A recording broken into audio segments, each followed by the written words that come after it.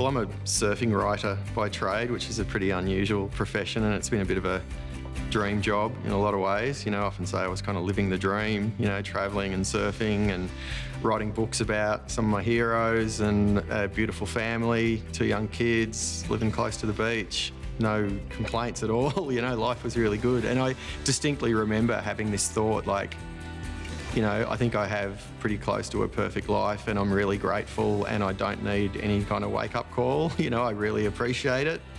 But of course, life doesn't always work that way. Queenslander Tim Baker had just celebrated his 50th birthday when the results of a medical checkup brought his whole world crashing down. I remember the date was July 7, 2015. I was diagnosed with metastatic prostate cancer, which means it's sort of spread to the bone. Oncologists are pretty coy about giving definitive prognosis because, they sometimes get accused of, pointing the bone and, seeding a self-fulfilling prophecy. But I was given the message that I could expect 5 years of reasonable health and that 6 would be exceptional. It felt like being smashed in the face with a baseball bat. I could almost remember a sense of this physical force of just being belted in the face, and it's almost like one of those cartoon scenes where there's birds flying around and your eyes are rolling back in your head. I just felt so sort of sideswiped by it, and it took a long time for that sort of to really sink in. Tim was completely blindsided by his diagnosis. But as he commenced a daunting combination of chemo and hormone therapy, he began to focus on doing all that he could to improve his outcomes. I know it's a really loaded term these days to kind of do your own research, especially when it comes to, medical matters. But I guess being a journalist, I felt like I had a reasonable idea what were kind of credible sources and what weren't. I remember one of the first thoughts I had was to navigate this path ahead, I was going to have to be able to kind of quieten the anxious mind. And so meditation became really important. And then I overhauled my diet pretty much instantly.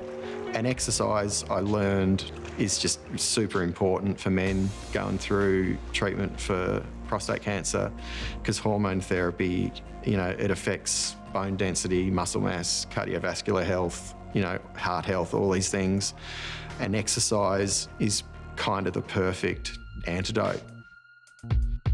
I came up with my little self-care mantra, which is, I've just got to remember to take my meds, MEDS, and that stands for meditation, exercise, diet, and sleep. And they just sort of became the 4 pillars of my self-care. I just thought, well, if the prognosis is just based on a general population, there are no statistics around 50-year-old surfers who immediately transition to a plant-based diet and meditate like a monk and go surfing and do yoga and all these things. And yeah, for some reason, I just had this strong confidence and belief that I could do a whole lot better than, what the medical mainstream would suggest. 8 years on from receiving his dire prognosis, Tim isn't just surviving. According to his doctors, he's thriving.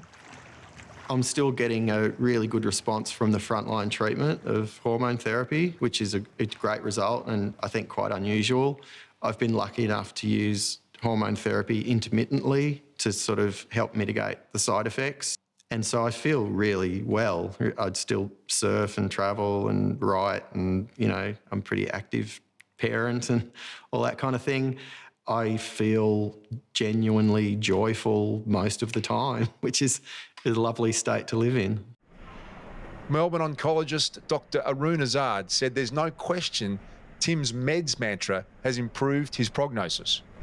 For many patients, their treatment of their cancer just revolves around drug treatment, and that's understandable because without the drug treatment for metastatic prostate cancer, they're not going to get good outcomes and they're not going to survive. And sometimes I think even as doctors, we focus, too much on that or just on that. But it is very important to look at the other aspects of patient care, and that includes self-care. Tim, by adopting these other lifestyle approaches, has been able to cope with the side effects of treatment and the burden of having a cancer diagnosis and therefore remain on the treatment for longer and therefore benefit. So it's absolutely been crucial to his outcome that he's been able to make these life changes over his journey of prostate cancer.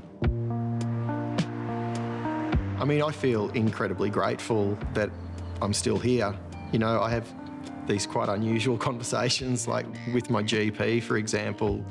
I said to him recently, you know, this is all quite strange. Like, I didn't even know if I'd still be here. And he paused and looked at me and just looked me in the eye and said, I didn't think you'd still be here. I guess my simple message to doctors is, when you're prescribing hormone therapy to men with prostate cancer, prescribe exercise, prescribe nutrition, you know, refer men to men's sexual health specialists, you know, provide that sort of supportive care that's going to help them have the best shot of good quality of life. You know, I trust in medical science to continue to come up with better treatment options while I keep myself in good nick in the meantime.